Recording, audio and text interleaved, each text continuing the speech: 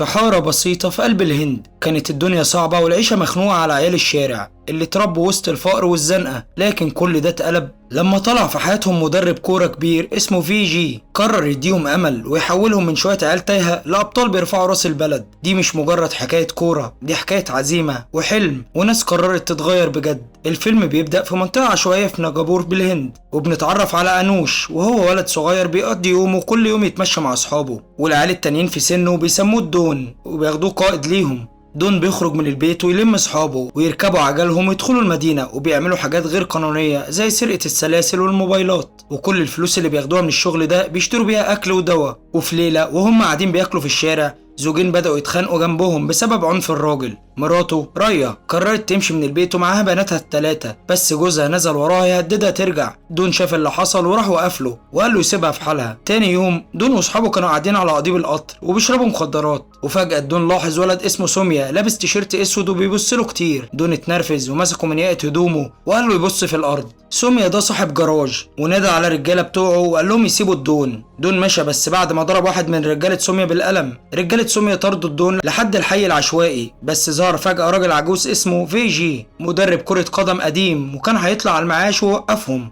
في جي سألهم ليه بيتخانقوا، ودون قال له انه ضربهم عشان سوميا كان بيبص له. في جي استغرب من السبب وبعد كده رجعهم لحالهم. في جي رجع بيته اللي جنب الحي وكان راجل طيب بيحب يساعد الناس، وكل دخله كان بيصرفه على اللي محتاج. لكن ابنه ما كانش عاجبه حال ابوه عشان مش بيقدر ياخد مصروف كفايه. تاني يوم في جي راح الكليه وشاف فريق الكوره بيتكاسل في التمرين، والمدرب الجديد جه علشان يبدله. وفي الوقت ده دون واصحابه كانوا بيبيعوا الموبايلات اللي سرقوها بتراب الفلوس علشان يعيشوا. فجأة المطر نزل فراحوا يلعبوا كرة في الملعب بجردل بلاستيك كبير وبيبينوا شوية مهارات جامدة. في جي كان معدي وشافهم واتبسط بلعبهم وزعل ان ما عندهمش كورة حقيقية. اليوم اللي بعده في جي رجع للحي بكرة حقيقية بس ملقاش العيال. في الوقت ده دون واصحابه كانوا رايحين ينتقموا من سوميا ودمروا الجراج بتاعه، لكن الشرطة وصلت وقبضت عليهم وواحد قريبهم طلعهم بكفالة. تاني يوم في جي رجع تاني ومعاه كورة ولقى دون واصحابه بيلعبوا كوتشينة جوه عربية متكسرة. كلمهم وقال لهم اللي هيلعب كورة نص ساعة هياخد فلوس. العيال طبعا وافقوا ولعبوا، وبعد ما خلصوا اداهم الفلوس وقال لهم يعملوا كده كل يوم. وبدأ في جي بيجي كل يوم ويديهم فلوس مقابل اللعب، وبعدها بدأ يعرفهم قوانين الكورة ويقسمهم فرق، وهم بدأوا يحبوا اللعبة ويتعلموا المهارات، وعلشان طيبته حبوه وشافوه زي أب ليهم. لكن في الناحية التانية ابنه لاكسمان زهق من شغل أبوه ومشى على نيويورك يكمل دراسته. في يوم في جي اتأخر على الملعب والدون واصحابه راحوا للبيت يطالبوه بالفلوس، لكنه قال لهم انه ما باش معاه. بعد تفكير الدون قال له سيبك من الفلوس وادينا الكرة نلعب بيها. في جي فرح جدا وسابها ليهم، ومن هنا بنعرف ان في جي كان بيخطط يخليهم يحبوا الكورة من غير ما يكونوا طمعانين في الفلوس. وفي ليلة في جي شافهم بيلعبوا وفرح بيهم وطلب منهم يلعبوا ماتش ضد فريق الكلية. راح لرئيس الكلية وطلب منه ينظم ماتش، لكن الراجل رفض وقال ان عيال العشوائيات مؤذيين. لكن لما في جي قال له ان دي هدية تقاعده وافق. في يوم الماتش دخل الدون والعيال الملعب لابسين لبس غريب ونضارات، وكانوا مركزين مع بانا بنت من فريق الكلية اكتر من اللعب. اول الماتش خسروا واتفضحوا وكانوا بيلعبوا من غير نظام. في جي دخل عليهم بين الشوطين وزعق لهم، وهم اخدوا كلامه على محمل الجد وخلعوا لبسهم الغريب وبدأوا يلعبوا وهم حافيين زي زمان. بدأوا الشوط الثاني وسجل الدون هدف والفريق رجع للعب بقوة. اتعادلوا والماتش راح لضربات جزاء وخسروا اول ضربتين، لكن بعدين اتعادلوا. في الضربة الأخيرة حارس الكلية صد الكورة، لكن لاعب العشوائيات جاب هدف الفوز وكسبوا. في جي فرح بيهم ودعاهم لبيته وسألهم عن حياتهم، وكل واحد حكى له عن مأساته. دون قال انه مش مختلف عنهم وكلهم اتفقوا ان الكورة غيرت حياتهم وخلتهم يبطلوا السرقة والمخدرات. تاني يوم في جي دخل في مشكلة مع رجل أعمال كان واخد أرض التدريب واشتكى عليه قانونيا، ولما الراجل حاول يهدده أهل الحي كلهم وقفوا مع في جي وطردوا الراجل وخلوا الأرض ملعب ليهم. العيال بقوا بيتطوروا وفي جي كان بيدربهم بجد. وفي يوم واحد فيهم اقترح يعملوا بطولة كورة لكل عيال العشوائيات في الهند، وفي جي عجبته الفكرة. يوم تقاعد في جي وصل وسلم شغله، وبعدها سمع خبر ان واحد من لعيبته اسمه يويس مات وهو بيحاول يسرق فحم من قطر، وده حطم الفريق. وفي الوقت ده الدون راح يلم فلوسه من واحد باع ليه موبايل لكنه اتقفش، وسوميا طلب منه يعتذر لكنه ضربه وزوغ. في جي راح لرئيس الجامعة وطلب منه ينظم البطولة في الحرم الجامعي ووافق، وبدأوا يوزعوا منشورات في كل حتة والناس من كل أنحاء الهند بعتت تشارك.